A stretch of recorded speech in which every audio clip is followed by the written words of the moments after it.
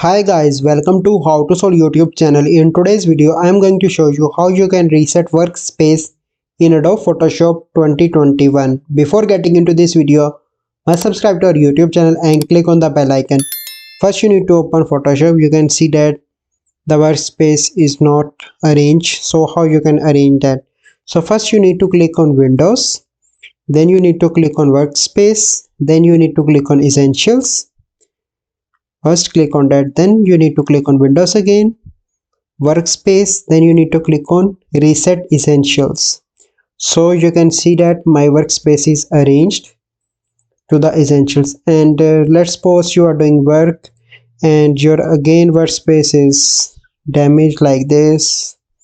You take adjustment from here and you want to reset it. Simply need to click on this Windows Workspace, then you need to click on Reset Essentials.